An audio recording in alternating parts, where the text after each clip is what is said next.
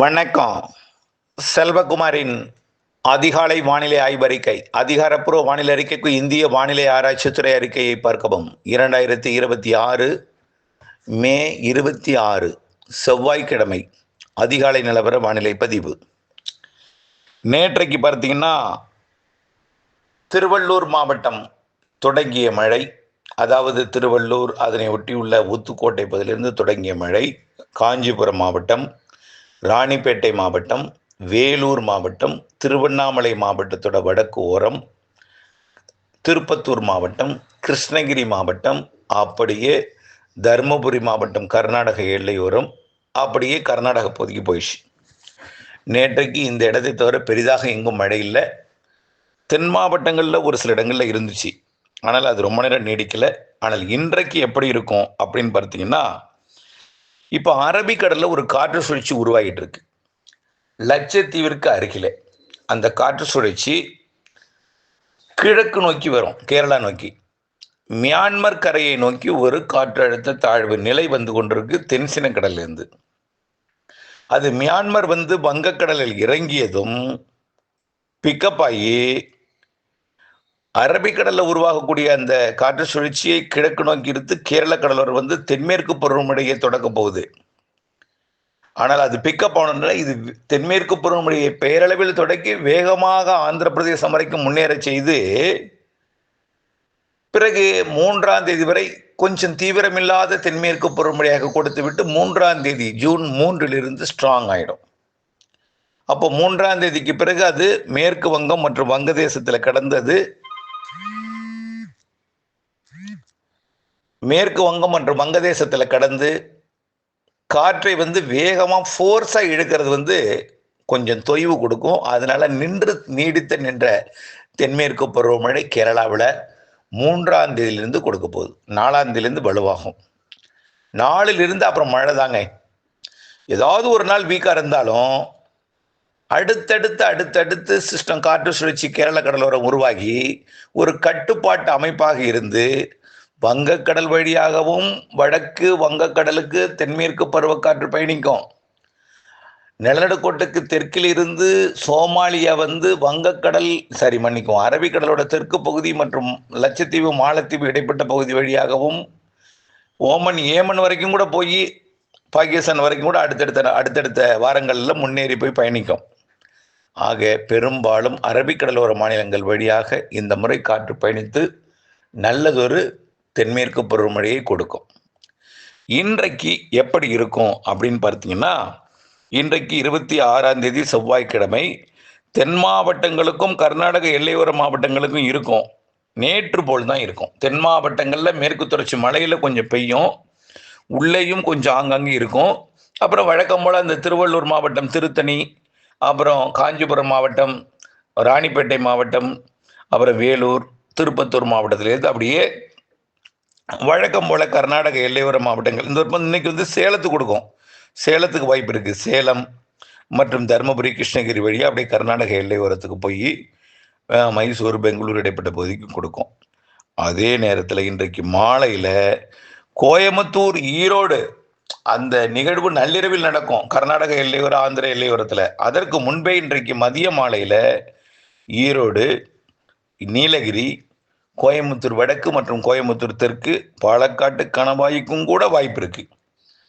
திண்டுக்கல் மற்றும் கொடைக்கானல் மலைப்பகுதி, கரூருக்கு கூட வாய்ப்பு இருக்கு, ஈரோடு கூட வாய்ப்பு இருக்கு. அப்புறம் அப்படியே தேனி இந்த மாவட்டங்களுக்கும் விருதுநகர் மாவட்டத்திற்கும் மேற்கு தொடர்ச்சி மலையை ஒட்டியுள்ள பகுதிகளுக்கும் மழை வாய்ப்பு உறுதி. இன்றைக்கு விட நாளை கொஞ்சம் பரப்பில் குறைந்தாலும் கர்நாடக எல்லையோரம் மட்டும் பெய்தாலும் கொஞ்சம் பரப்பில் குறைந்தாலும் மழை இருக்கும். வியாழக்கிழமை 28ஆம் தேதியிலிருந்து தென்மேற்கு பருவமழை கேரளாவில் தொடங்கும் பொழுது காற்று அது எங்க அமைய போகுதுன்னா, அந்த காற்று சுழற்சி கர்நாடகா மற்றும் கேரள எல்லையோரத்தில் கொஞ்சம் வடக்கே அமையும். அதாவது காற்று சுழற்சியோட அமைவிடத்தை பொறுத்தும் ஃபோர்ஸ் இருக்கும். தொடங்கிடும் தெற்கு கேரளாவில் தென்மேற்கு பருவமழை தொடங்கிடும்.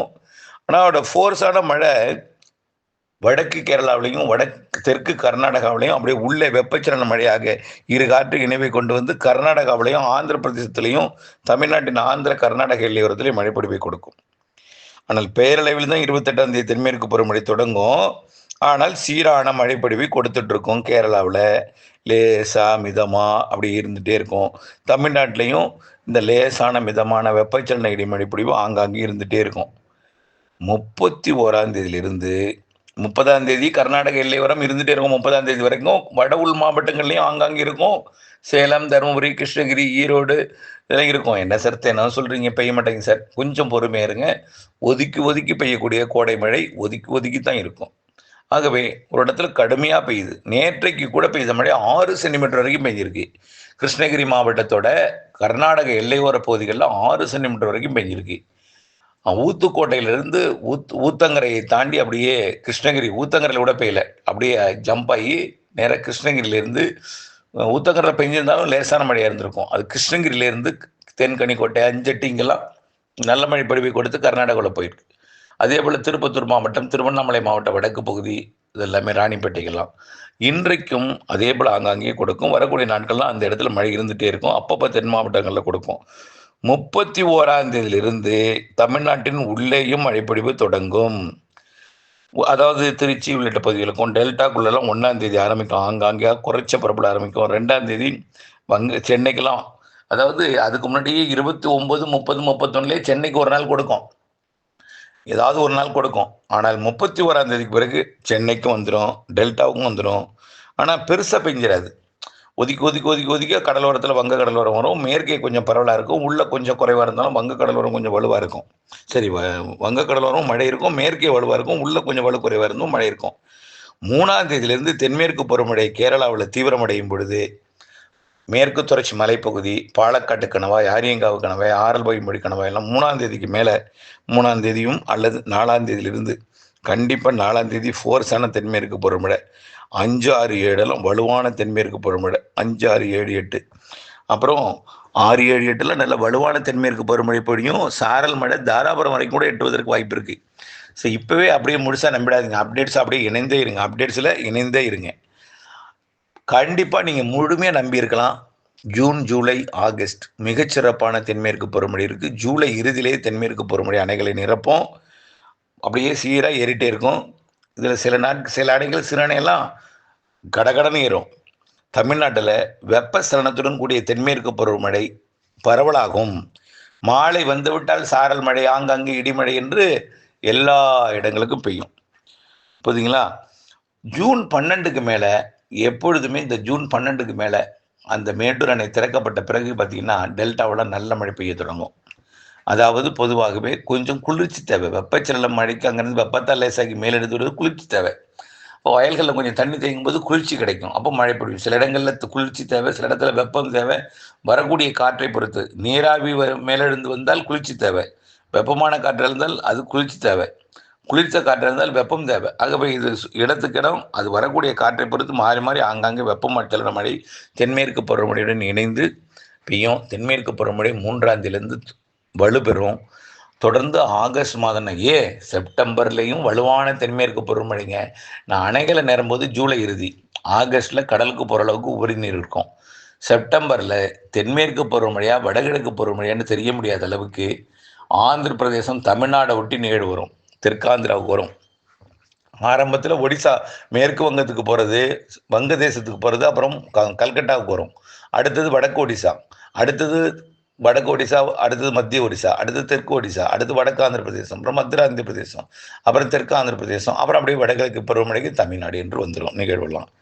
ஆகவே செப்டம்பர் இறுதியிலேயே என்னமோ வடகிழக்கு பருவமழை மாதிரி மழை பெய்யும். அக்டோபர்லாம் வலுத்த மழை முன்கூட்டியே தொடங்கும். வடகிழக்கு பருவமழை, வடகிழக்கு பருவமழை மிக அதிகமான மழை பொழிவை தருவதில் எந்த மாற்றமும் இல்லை. அதுக்கு எப்படிங்கிறதுக்கெல்லாம் அடுத்ததாக வரப்போகிற ஒரு நீண்டகால வானிலை அறிக்கையை அறிவியல் பூர்வமாக இதோடு இணைத்து சமர்ப்பிக்கிறேன். இதற்கு பின்னாடி வரக்கூடிய அறிக்கையும் கேளுங்க.